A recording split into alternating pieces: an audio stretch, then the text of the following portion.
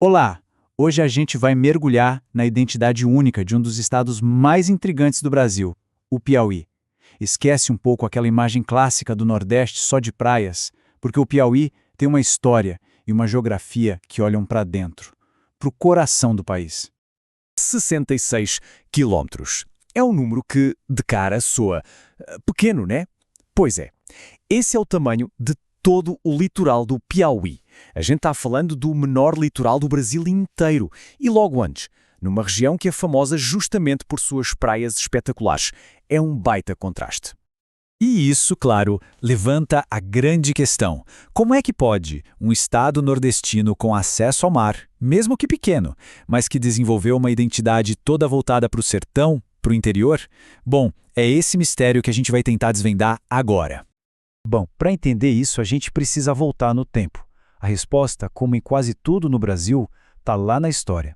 A formação do Piauí foi, digamos, na contramão do que acontecia com seus vizinhos. E aqui está o pulo do gato. Olha só a diferença. Enquanto a maior parte do Nordeste foi sendo ocupada a partir da costa, por causa das grandes plantações de cana-de-açúcar, o Piauí foi o contrário. A ocupação veio de dentro para fora. O motor aqui não era o açúcar, era o gado.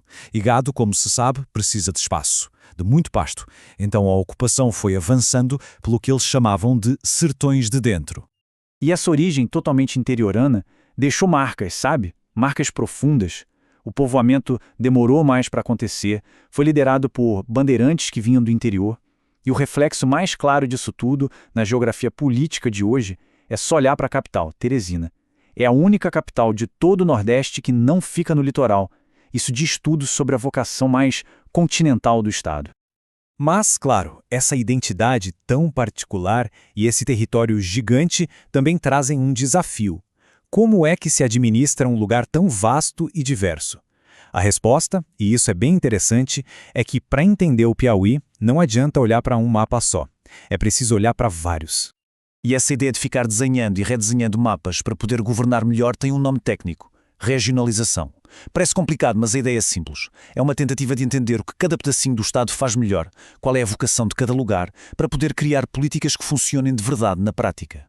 E essa busca pelo melhor mapa para o Piauí não para. Está sempre mudando.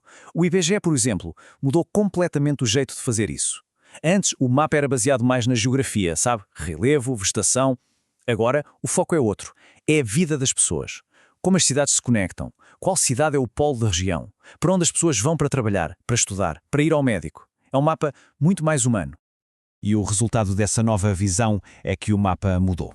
O que antes era dividido em 4 grandes partes, as mesorregiões, agora virou 6 regiões intermediárias. E as divisões menores também aumentaram. No fundo, é como se o mapa estivesse correndo atrás para conseguir acompanhar a complexidade da vida real lá no sertão. E, se já não fosse complexo o suficiente, não é só o IBGE que faz mapa do Piauí, não. O próprio governo do estado tem outra versão, a sua, dividida em 12 territórios de desenvolvimento. Ou seja, definir o Piauí por dentro é um verdadeiro quebra-cabeça. São vários olhares diferentes sobre o mesmo lugar. Agora, de todos esses mapas, o mapa das regiões, o mapa do governo, talvez o mais fundamental de todos, a própria linha que define o que é e o que não é Piauí. Essa linha ainda está sendo disputada. E é aqui que a história fica realmente tensa. É isso mesmo. A gente está falando de uma disputa que já dura mais de um século com o estado vizinho, o Ceará. Uma briga que pode, literalmente, redesenhar um pedaço do mapa do Nordeste. Para entender essa briga, a gente tem que voltar lá para 1880, na época do Império. Um decreto de Dom Pedro II deu ao Piauí aquela pequena saída para o mar que a gente falou no começo.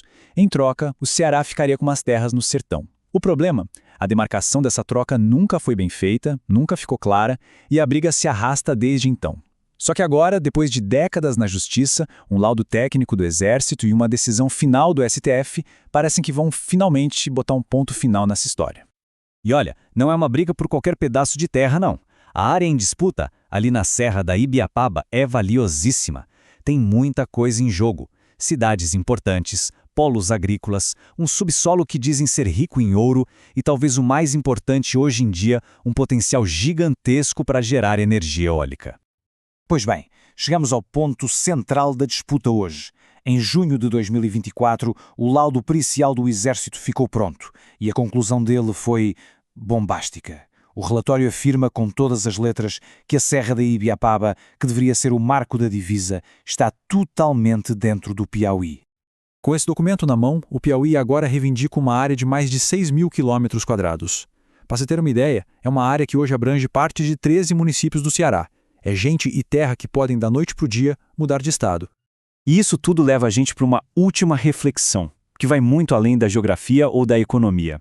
Se o Piauí vencer essa disputa, o que acontece com as milhares de pessoas que vão dormir um dia se sentindo cearenses e podem acordar no dia seguinte sendo oficialmente piauienses? Como fica a identidade delas? E os serviços públicos, a cultura, a vida? É a dimensão humana, né? O impacto real de uma simples linha desenhada no mapa.